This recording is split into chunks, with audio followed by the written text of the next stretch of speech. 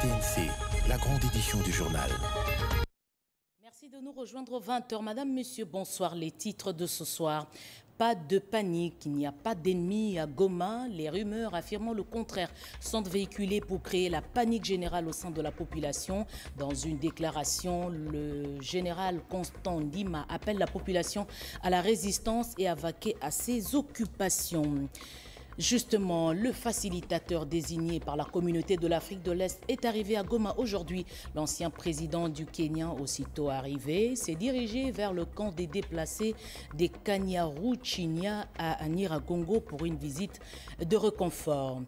La Belgique décourage l'immigration clandestine sur son sol par des sujets étrangers. Les Congolais désireux de s'y rendre sont priés de recourir aux voies légales. Une mission de migration est à Kinshasa pour le renforcement de la coopération et la sensibilisation aux bonnes pratiques. C'est tout pour le sommaire. Madame, Monsieur, bonsoir et merci de votre fidélité. Je l'ai dit à l'instant, Goma n'est pas tombé. Le gouverneur militaire appelle la population à la résistance et à vaquer à ses occupations. Des folles rumeurs affirment le contraire. Dans une vidéo d'1 minute, le gouverneur du Nord Kivu rassure, vous allez l'entendre, qu'il n'y a pas de présence de l'ennemi à Goma. On l'écoute. Compatriotes, au regard des rumeurs faisant état de la présence ennemie dans la ville de Goma, lesquelles rumeurs sont véhiculées par l'ennemi afin de créer une panique générale au sein de la population. Je vous demande de rester calme et de vaguer librement à vos occupations. Je tiens à vous rassurer que les forces loyalistes se comportent très bien sur le terrain des opérations et contiennent l'ennemi dans les hauteurs de Kibumba. Toutefois, je vous demande de rester vigilants et de résister à l'ennemi. Je vous remercie. Puis ce message sans ambiguïté d'Ouro Kenyatta au rebelle M23, vous ne devez pas exiger le dialogue en créant un désastre humanitaire. Il a dit au cours d'une conférence de presse à l'hôtel Serena. Le facilitateur, vous le savez, dans la crise RDC-Rwanda est arrivé à Goma aujourd'hui. De la République du Kenya et facilitateur dans la crise sécuritaire qui sévit à l'est de la RDC est arrivé à Goma ce mardi 15 novembre 2022. Uhuru Kenyatta foule les sols du Nord Kivu après son séjour de près de 48 heures à Kinshasa. À l'aéroport international de Goma, l'ex-chef de l'État kenyan a été accueilli par le gouverneur militaire du Nord Kivu, le lieutenant-général Constant Ndima Kongba et ses collaborateurs. Étaient également à son accueil les officiers kenyans arrivés à Goma il y a peu. Juste après, les facilitateurs désigné par la communauté de l'Afrique de l'Est s'est rendu à Kanyaruchinya, en territoire de Nyiragongo. Question pour lui de s'imprégner de la souffrance qu'endurent des centaines de milliers de déplacés de guerre ayant abandonné leur village dans les Rutshuru. Les choses doivent être claires. Toutes les parties prenantes aux discussions de paix doivent reconnaître la légitimité et la légalité du gouvernement congolais. Devant la presse à Kinshasa, l'ex-président kenyan est revenu sur les missions de son mandat. Guilain Kabalundi. Après s'être entretenu dimanche soir avec le staff de la MONUSCO et lundi avec les acteurs étatiques, de la société civile et des diplomates accrédités à Kinshasa, le facilitateur du processus de paix de Nairobi a, au terme de ses consultations, fait la restitution à la presse. Uhuru Kenyatta dit avoir fait part à ses interlocuteurs des exigences qu'impose le mandat qui lui a été assigné. Il a indiqué s'atteler à amener les parties prenantes à reconnaître le gouvernement légal et légitime de la RDC sous le leadership du président Félix Antoine Tshisekedi Tshilombo, à respecter la constitution de ce pays ainsi que la souveraineté et l'intégrité de son territoire. Nous ne sommes pas venus ici avec un état d'esprit particulier quant à dicter ce qui devrait arriver, mais plutôt dans un esprit de compréhension et du mandat qui nous a été donné. Nous sommes venus ici pour écouter le peuple du Congo, parce que notre travail n'est pas de leur dire ce qu'ils doivent faire, mais juste de faciliter et ramener la paix parmi les différentes parties. Nous avons eu cette opportunité et nous avons entendu assez et nous envisageons maintenant, par rapport au message que nous avons aujourd'hui, tous les groupes qui tiennent toujours les armes doivent déposer ces armes et choisir la voie de la paix. À la question lui posée sur le contenu des échanges qu'il a eus avec les membres du corps diplomatique, l'ex-président kenyan a fait savoir qu'il a insisté sur le partenariat devant caractériser dorénavant leur collaboration pour le retour de la paix dans l'est de la RDC. Nous sommes ici comme partenaires et vous aussi êtes ici comme amis et partenaires du Congo.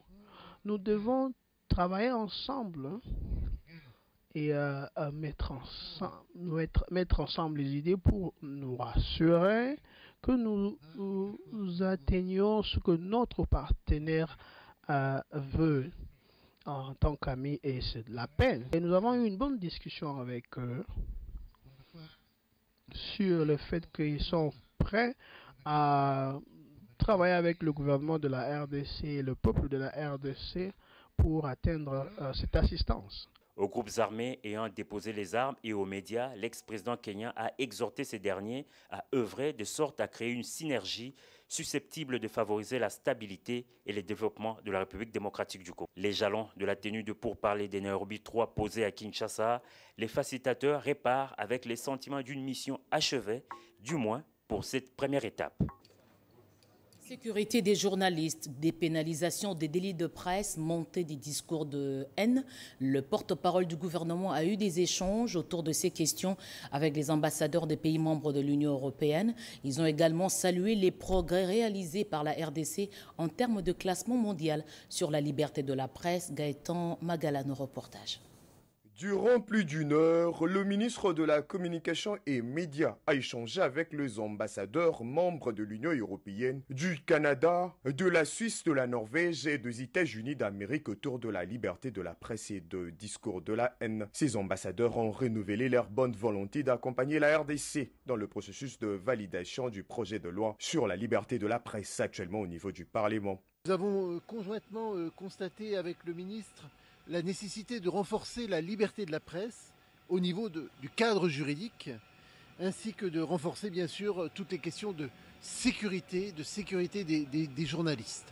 Dans sa parole, le ministre Patrick Muyaya a insisté sur le partenariat qui existe entre la RDC et la communauté internationale. Le porte-parole du gouvernement RD congolais a également insisté sur la nécessité de bannir le discours de la haine. C'est faire le jeu de l'ennemi que de penser qu'aujourd'hui on peut commencer à les désigner ou à les stigmatiser, ou à penser qu'il faut aller exprimer de sentiments de colère vis-à-vis d'eux. Nous sommes dans un processus diplomatique qui a ses règles, et pour ce qui leur concerne, ils font leur part et nous faisons la nôtre. Associé à cette rencontre aux côtés de diplomates, Chivis Chivwadi de l'organisation Journalistes en danger a préféré évoquer les avancées déjà enregistrées en matière de la liberté de la presse depuis l'avènement de Patrick Muyaya à la tête du ministère de la Communication et Médias. Ce gouvernement et ce ministère avec lesquels nous avons organisé les États généraux de la presse et que nous sommes engagés dans la dynamique de la dépénalisation des délits de presse et la mise en place d'un mécanisme national de protection des journalistes.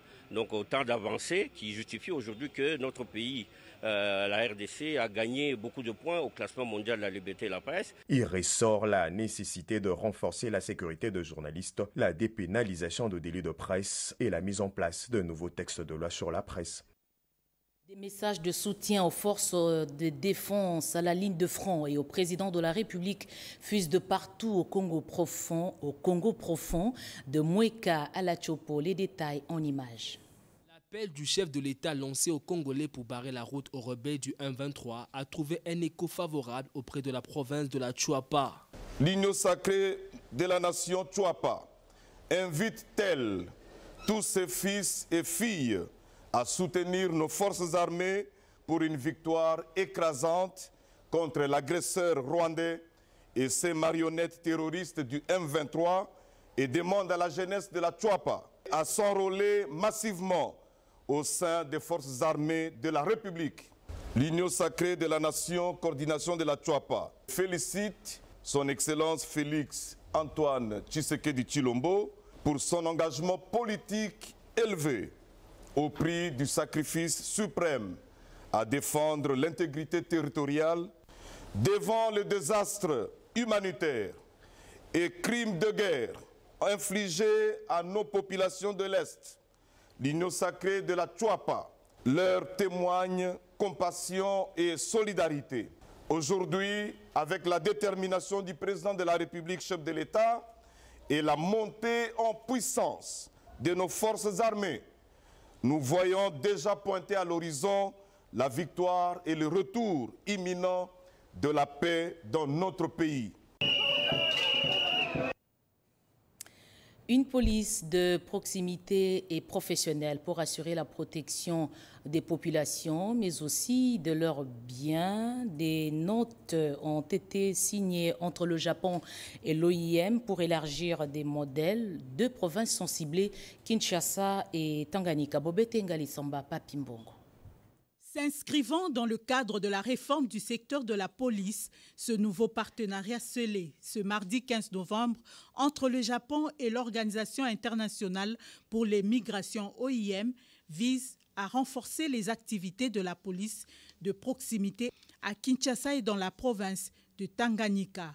À travers cette initiative, le gouvernement du Japon, par l'entremise de son agence de coopération internationale, JICA en sigle, et l'appui technique de l'OIM, contribuera à renforcer les efforts du gouvernement congolais dans la restauration de l'autorité de l'État et la professionnalisation de la police nationale congolaise par la mise en place de la police de proximité. La sécurité étant une des priorités dans la coopération bilatérale entre le Japon et la RDC, l'ambassadeur Hiroyoki Minami souligne la volonté de son pays à accompagner la RDC dans ce domaine. Le Japon attache une grande importance à la notion de la paix et de la sécurité humaine.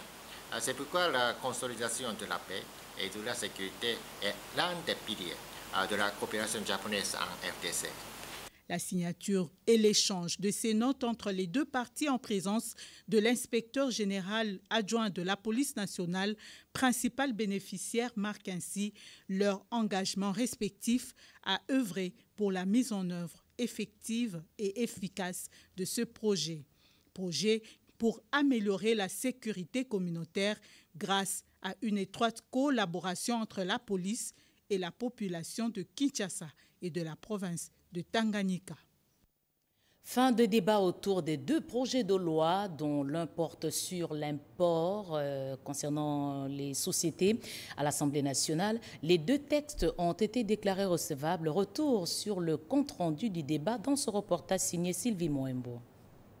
Le débat général sur les 2 projets de loi, l'un relatif à l'impôt sur les sociétés et à l'impôt sur le revenu de personnes physiques et l'autre modifiant et complétant la loi numéro 04/2003 du 13 mars 2003 portant réforme des procédures fiscales et clos au niveau de la Chambre basse du Parlement.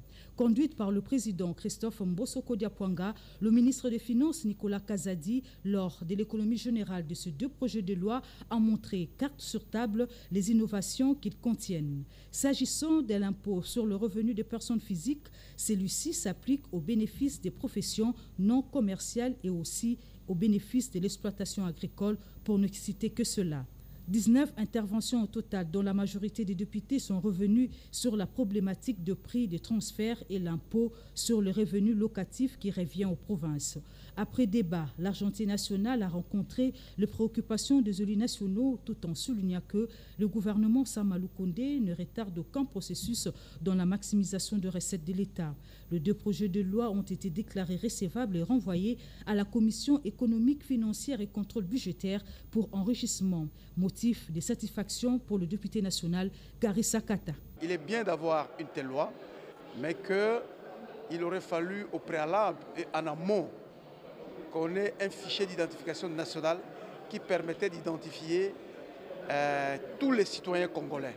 Parce qu'actuellement, sur les 100 millions que nous sommes, il y a moins d'1% qui payent l'impôt. Parce que le gouvernement prévoit, en ce qui concerne les personnes physiques, un impôt général. Cela veut dire que moi, M. Sakata, tous mes impôts en tant que député, si je suis également professeur, en tant que professeur, si je suis également administrateur, en tant qu'administrateur, si j'ai encore d'autres affaires, vont être mis dans un seul paquet pour être payés en même temps. Mais pour le faire, il faudrait qu'on puisse me connaître. Moi, quelle est mon adresse, quel est mon nom, où est-ce que j'habite. Sinon, l'État va perdre beaucoup de choses. Au cours de la même plénière, les députés nationaux ont adopté in globo les procès-verbaux des plénières précédentes. Les Congolais qui veulent se rendre en Belgique sont encouragés à recourir aux voies légales. Une mission de la migration belge est à Kinshasa pour une sensibilisation autour des risques de l'immigration clandestine. La secrétaire d'État en charge de l'asile a eu des échanges avec le Premier ministre sur le renforcement de la coopération entre l'Office des étrangers et la DGM. Pati Tondango Kizunda. La coopération entre la République démocratique du Congo et la Belgique en matière de migration est au beau fixe. Pour sa première visite en RDC, Nicole Demour, secrétaire d'État en charge de l'asile et de la migration belge, a eu des discussions avec le Premier ministre Jean-Michel Samalukonde Kyenge.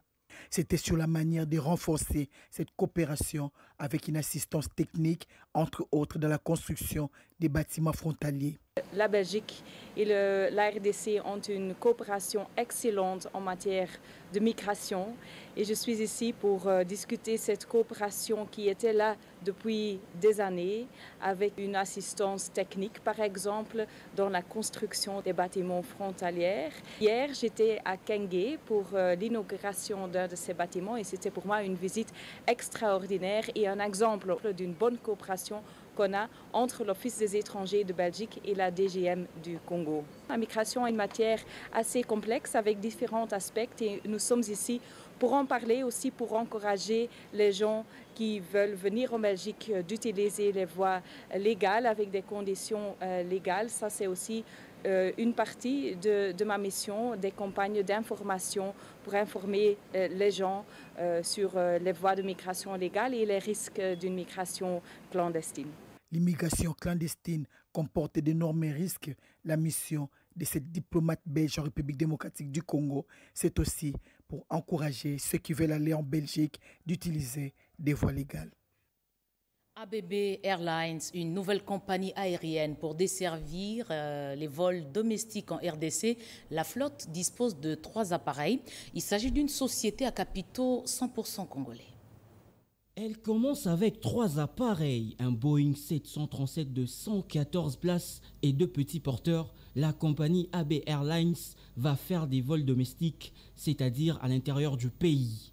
Le ministre des Transports, voies de communication et des désenclavements Chéribin Okende a reçu les avions de la société AB Airlines et a assisté à son vol inaugural. Le ministre a également effectué une visite guidée des avions de cette compagnie et a simulé un vol. Le directeur général de AB Airlines a sollicité plus d'accompagnement du gouvernement. La compagnie aérienne AB Business Travel, une compagnie à capitaux 100% congolais, venue répondre à l'appel aux investissements lancés par le président de la République, Félix Tshisekedi Tshilombo. À son tour, Chéribin Okende a souligné que sa présence et celle du vice-ministre est un signe d'encouragement de l'entrepreneuriat privé, comme le souhaite le chef de l'État. Le secteur de transport, voies de communication et de désenclavement est un secteur fondamental. Nous ne pourrons jamais prétendre développer ce pays aux dimensions sous-continentales sans infrastructure et offre de transport dans le système multimodal de notre système de transport. La compagnie d'aviation AB Airlines pourrait, si elle s'optimise, commencer les vols internationaux avec la 50aine des droits de trafic qu'a la République démocratique du Congo. La RDC, pays solution avec le lithium, le cobalt dans la fabrication des batteries et véhicules électriques. À Sharm el-Sheikh, Julien Paluku, ministre de l'Industrie, a démontré la place de la RDC dans le monde écologique. Eric Kabamba. Les chiffres est bien impressionnant. D'ici à 2035, la demande de véhicules électriques variera autour de 200 millions et 900 millions d'ici à 2050. Problème, l'offre des matières premières a du mal à satisfaire la demande qui ne cesse d'exploser. Face à ces déséquilibres entre l'offre et la demande, l'RDC, grâce à ses potentiels minéraux stratégiques, peut jouer un rôle prépondérant. À Sharm el-Sheikh en Égypte, où se tient la COP27, le ministre de l'Industrie Julien Paluku Kahongya a vanté les réserves stratégiques dont dispose son pays pour la fabrication des véhicules électriques qui ne polluent pas l'environnement. Objectif, permettre à la RDC de capter ces marchés car les secteurs de l'automobile se tournent aujourd'hui de plus en plus vers la fabrication des véhicules électriques. Ceci pour lutter contre le changement climatique. La RDC a une réponse, c'est à travers 1. Ses forêts, 2. Ses minéraux stratégiques que sont les cobalt, les lithium, les manganèses, les nickel, etc. Cette vision du président de la République pour nous dire, nous avons commencé une initiative avec la Zambie, celle de devoir construire la première usine de fabrication de précurseurs de batteries électriques en RDC, d'une étendue de 2000 hectares pour abriter la première zone économique spéciale. Séduit par les explications de Julien Paluku Kahongya, Afreximbank, Badeya et AFC, ces institutions africaines ont accepté d'appuyer financièrement la RDC dans la mise en place de son gigantesque projet de fabrication des usines de batteries électriques.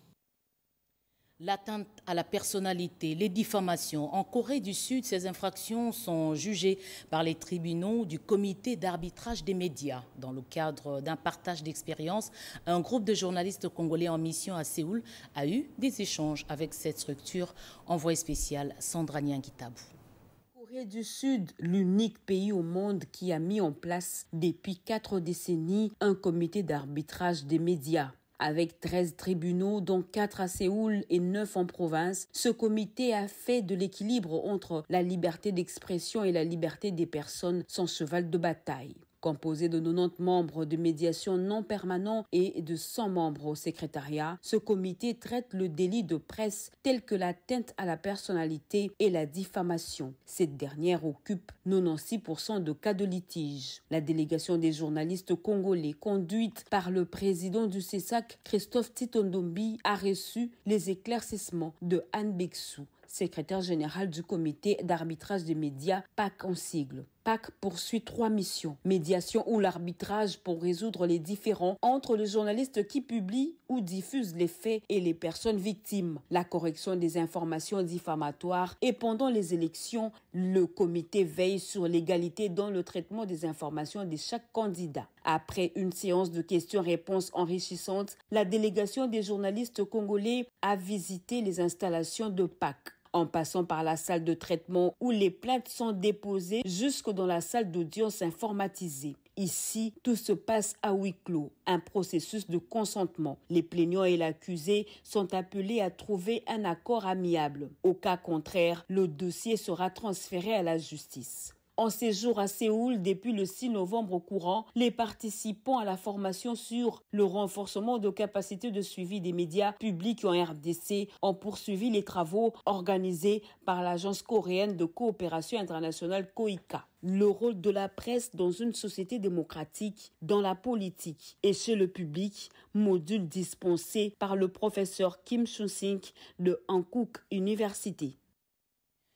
Politique, Victor Wankwenda n'a pas qualité ni mandat pour destituer un secrétaire général nommé par la présidence du parti. Ces déclarations sont de l'organe législatif de l'UDPS, parti présidentiel.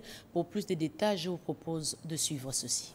Wankwenda a déclaré explicitement que le poste du secrétaire général à l'UDPS Tshisekedi est vacant. Les propos tenus par M. Wankwenda sont graves et ternissent l'image du parti. Il nous pousse d'ailleurs, pour rafraîchir la mémoire collective, M. Victor Wankwenda avait été désavoué pour des faits suivants. Le non-respect des instructions de la haute autorité politique de référence du parti, interdisant aux membres de nos organes de faire des déclarations tapageuses dans les médias, les violations multiples et répétées des statuts et règlements intérieurs tant du parti que de la convention démocratique du parti. Étant donc notifié de sa déchéance et de son exclusion de l'UDPS, qu'il avait d'ailleurs contresigné, il n'appartenait plus à M. Wankwenda à défier la haute cour disciplinaire du parti, dont les sentences sont prononcées en premier et dernier ressort. Ce que nous disons ici, Wankwenda lui-même a eu à le dire ici, le 29 janvier 2022, lors du prononcé de la mesure disciplinaire contre l'honorable Jean-Marc Kabound à la permanence. Donc, il ne peut faire l'exception. Même si Wakwende est encore président de la CDP, le secrétaire général de l'UDPS est nommé par le président du parti. Nous disons que c'est de la pire diversion et de non-événement. La Convention démocratique du parti charge l'exécutif national du parti de saisir les instances judiciaires compétentes pour mettre définitivement un terme à cette comédie qui a trop duré. De l'eau potable pour la population de Mango Boaki Sangani, Gentil Bolamba est derrière cette réalisation. Il est cadre de l'UDPS qui se lance dans des actions sociales. Alain Bikaï. Nommé mandataire au Fonds de promotion de l'industrie FPI, Abigail Wanzambi est revenu à sa section de Badara pour la remercier du choix porté sur sa personne. Accompagné d'Augustin Kabouya, secrétaire général de l'Union pour la démocratie et le progrès social UDPS, Abigail Wanzambi s'est adressé aux combattants de cette partie de la capitale. Pour la hiérarchie appartient à la secrétaire générale Augustin Maloba. Mais avant cela, laissez-moi quand même, avant qu'on remercier section Oyo et organisé Miloulou Alelo pour se mobiliser avec vos propres moyens pour la Kisi Penza Bolingo. Même secrétaire général et Sikaza a monique effectivement lorsque vous pensez qui est comme Bolanga, les Alaki parce que les Alaki choix d'Abino. Avant qu'on prenne la présidente de la sectionnaire. Le secrétaire général de l'UDPS, Augustin Kabouya, a pris la parole pour rappeler la responsabilité de tout Congolais en cette période d'agression rwandaise. Les jeunes doivent prendre conscience. Les jeunes doivent intégrer l'armée. Il ne faut plus croiser les bras. Il faut intégrer l'armée. Aujourd'hui, le commandant suprême a mis tous les moyens nécessaires pour valoriser notre armée. Et nous, comme collaborateurs, nous devons soutenir les commandants suprêmes. Le devoir de reconnaissance et d'appartenance à une section de l'Union pour la démocratie et le progrès social UDPS a ramené Abigail Wanzambi, aujourd'hui administrateur, à sa section de Badara. Fin des travaux de la 4e édition du Forum international de la femme. On signale un nombre important des femmes congolaises ayant participé à ces travaux. Beaucoup plus de femmes évoluant dans le domaine de postes, téléphones et nouvelles technologies.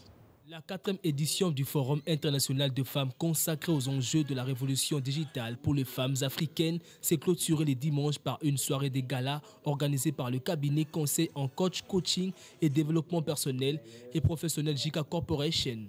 Plusieurs femmes dignitaires de la RDC et celles d'ailleurs venues en forte délégation ont pris part à ces grands rendez-vous annuels de femmes, toutes tendances confondues. L'objectif était de permettre aux femmes d'avoir une nouvelle perspective dans leurs différents domaines d'activité, comme le souligne Madame Sinaï Exaucé Olongui.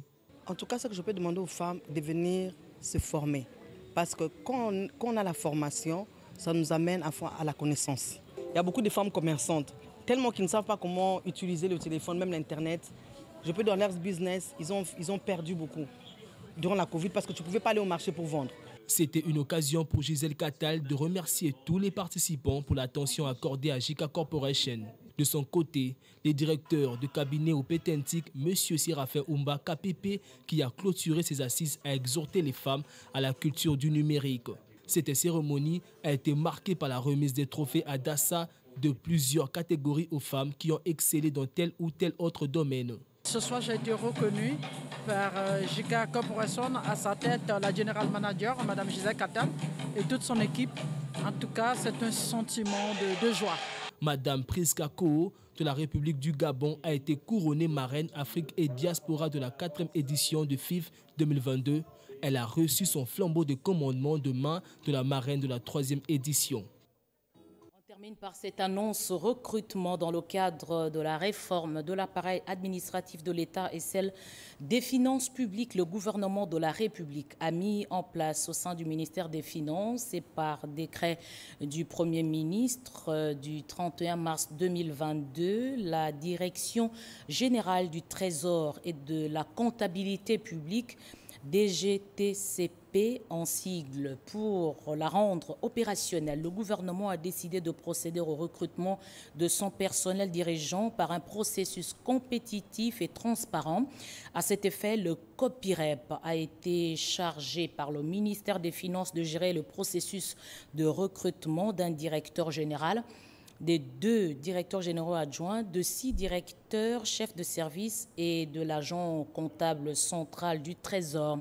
Les avis d'appel à candidature peuvent être consultés sur le portail électronique du COPIREP et sur divers journaux locaux et étrangers. La date de clôture de réception des candidatures est fixée au 28 novembre 2022. C'est signé le secrétaire exécutif AI du COPIREP, Alex Koussou Dongala Sia. Merci d'avoir suivi ce journal à travers le monde. L'actualité revient à 23h à la présentation José Baïtouambo. Je reviens demain à 20h. Excellente soirée.